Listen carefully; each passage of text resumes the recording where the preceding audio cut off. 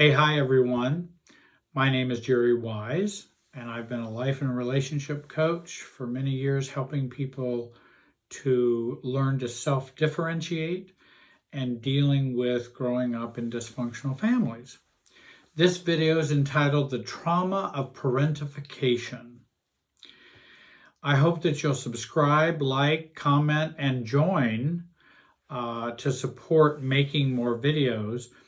In joining, you may need to use your browser and not just your phone app. I've found people have struggles if they're not using their browser to be able to join. So not all the apps and not everything on your phone has everything YouTube has. So you may have to use your browser for that. Certainly, we all know children need to be loved, protected, cared for, and have adults take them seriously. But in many families, that doesn't happen. And in many families, they have no choice but to become parentified and take over some non-child roles in the family. And that can be traumatizing. I have many clients who have experienced parentification. Parentification occurs when a child takes on adult tasks, and it can either be emotional or instrumental. For example, emotional would be carrying the emotional load of a parent who's not functioning very well, such as an alcoholic father, a codependent mother, and we comfort the codependent mother and are their therapist and support system for that. That's a parentification of the child because we're not there to take care of our parents when we're children. We can be a comforter, or we can be a scapegoat, or a whipping boy is another way in which we use parentification in the family, and another way in which we are parentified. We must take on a role beyond our just being a child in the family.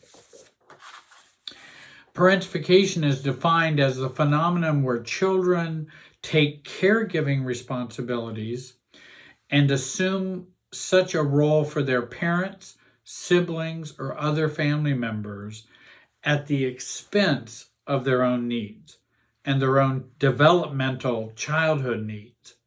That's when we are parentified.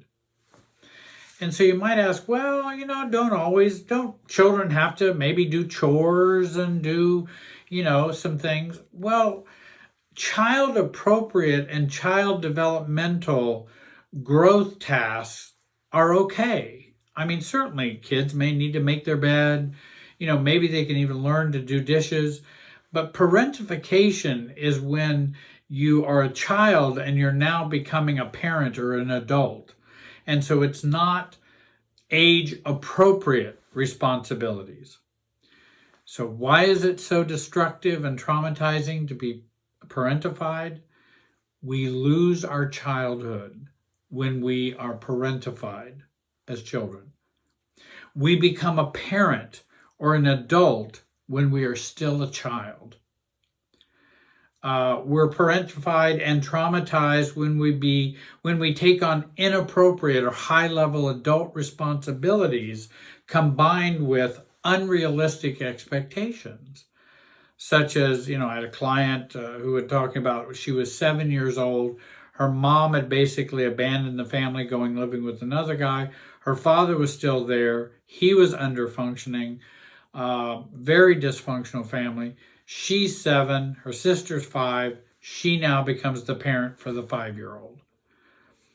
Inappropriate, high-level adult responsibilities taking care of this 5-year-old child, combined with unrealistic expectations. She needs to get the child up to go to school. She needs to bathe them and cook for them and do all of that. And then she ends up with being traumatized also by, she doesn't know what to do. She knows if you put bacon in the microwave, it cooks.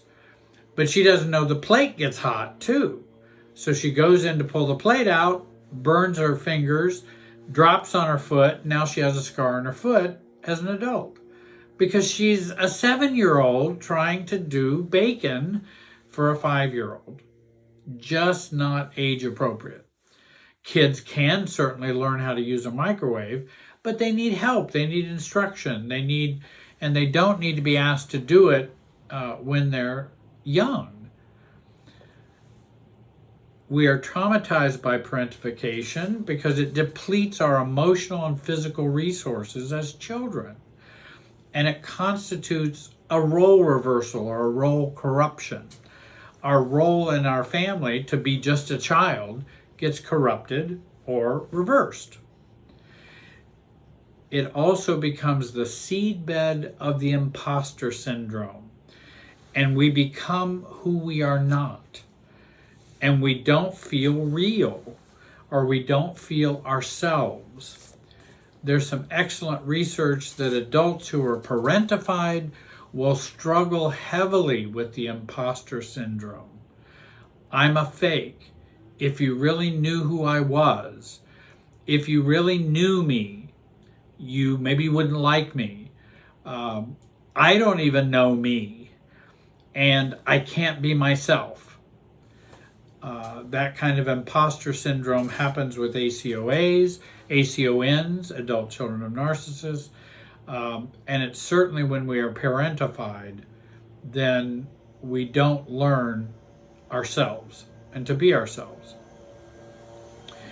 Parentification is really a form of emotional abuse and exploitation that stems from neglect. The parents have checked out, and now we are left with the responsibilities. Or they've checked out of some of their own adult responsibilities, or their own taking care of their own emotional, psychological needs. And they put that on us, and then we are abused and exploited through that neglect. And it certainly makes overfunctioning as an imprinted way of life. My needs are banished. And everyone borrows self from me, though I may only be 7 years old. I may only be 10 years old. I may only be 5 years old, or 13 years old. And everyone borrows a self from me. And I haven't even developed myself yet. And our own selves, we're traumatized because our own selves are defined for us, not by us. And so this is very painful and traumatizing. So we spend the rest of our lives having ourselves defined by other people and not by us. And I work with people to help them learn to have a self defined by themselves and not by everybody else.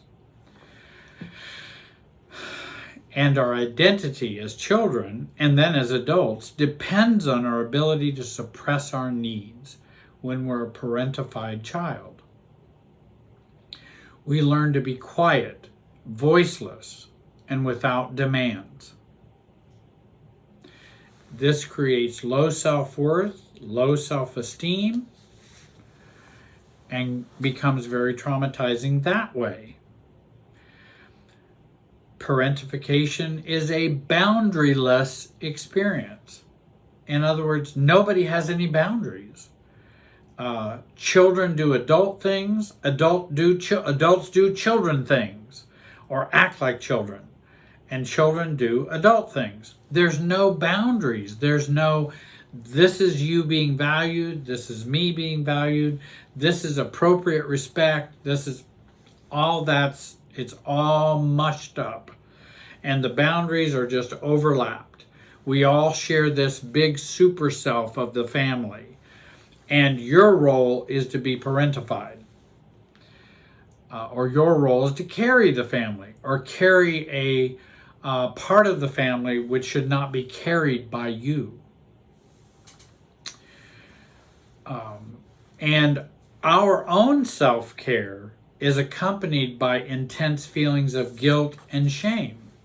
So taking care of yourself is equated with guilt and shame, or connected to guilt and shame. Certainly, we never learn to say no, because you can't say no. If I'm 7-year-old and I don't take care of my 5-year-old sister, who else is going to do it? Can I say no to anybody? There's nobody I can say no to. In fact, I just better do it because she's not going to thrive and survive. And we never learn how to say no. And I do like the book, When I Say No, I Feel Guilty. I believe it's by Manuel Smith. I've read it a couple times. It's a great book. It really helped me in the beginning. When I say no, I feel guilty.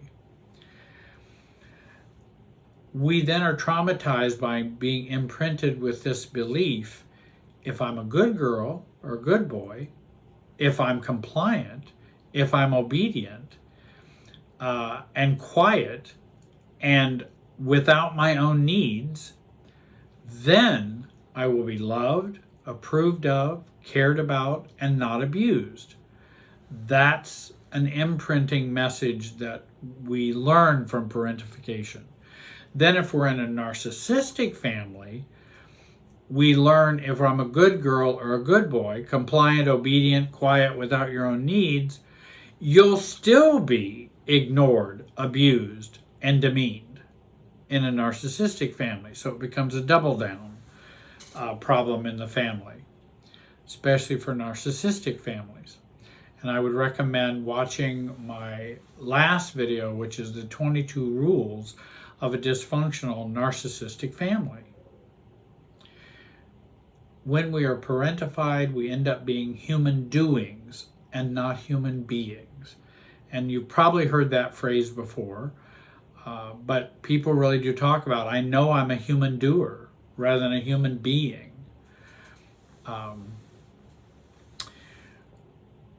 As parentified children, we are also traumatized by being given way too much information than we can handle, while being given less information that we need. We have too much adult information, and we're not given information that would help us develop as children, and knowledge of things, how to cook bacon in a microwave. But yet I'm given way too much information about my parents' marriage, sex life, emotional functioning, which I can't handle, but not enough information to know how to cook the bacon in the microwave. So given too much information and too little than what we need. And many times we will suffer from what I just mentioned and call the double down syndrome, in which we spend our lives using the strategy of try harder, do more, try harder and harder, versus the strategy of letting go and detachment. We get stuck in the pattern of trying harder, rather than maybe this is a situation in which we need to let go, not try harder. And this gets us into the enabling problem. And I talked with a client, I remember, I think it was a year ago, and she was from, I don't know what state or what country even, and she was still having a 43-year-old son live with her, and she's going, isn't my job to create in him greater confidence so that he can function as an adult, and isn't it that my job as a parent? Come to find out, she was a parentified child.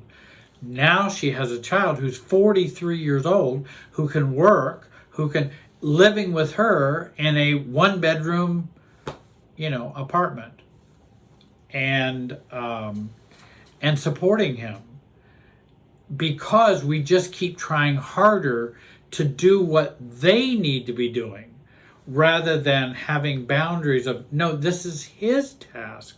Now, it's not your task as a parent. Your parenting ended at 18. Now you're a mother and an adult.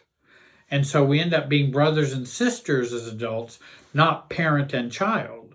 That needs to become more even once 18 hits, or some age near that, in which you're an adult, I'm an adult, I no longer can parent you out of these problems. And so he had spent a long time living with her, and he's still, 43 and not functioning and thriving.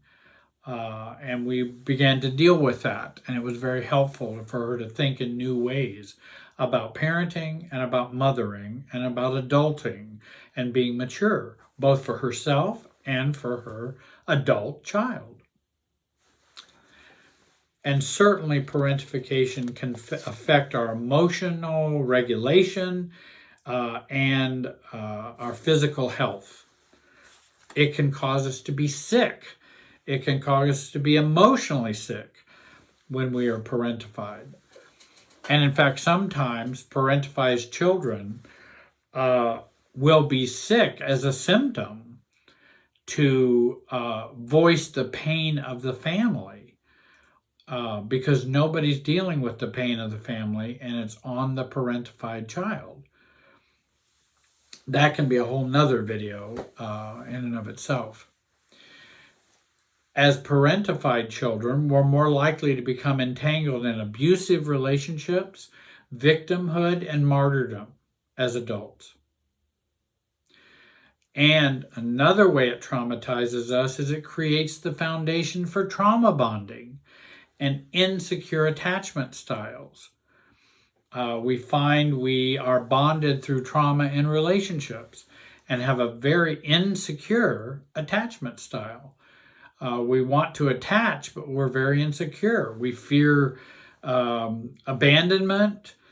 We get enmeshed. We're craving love that we never got. And we just hang on and try harder. And then that bond in an unhealthy relationship just continues forward. This toxic, codependent dynamic between parent and child ends up being the basis for our trauma bonding relationships in adulthood with abusers, narcissists, self-absorbed, and low empathy partners.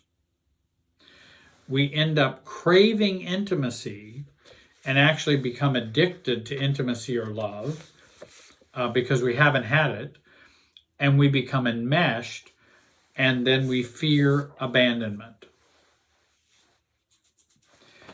Parentification creates sibling relationships difficulties and complicates sibling relationships in adulthood because they see you as the parentified child even as an adult. And so you're supposed to do more to help mom and dad, not us.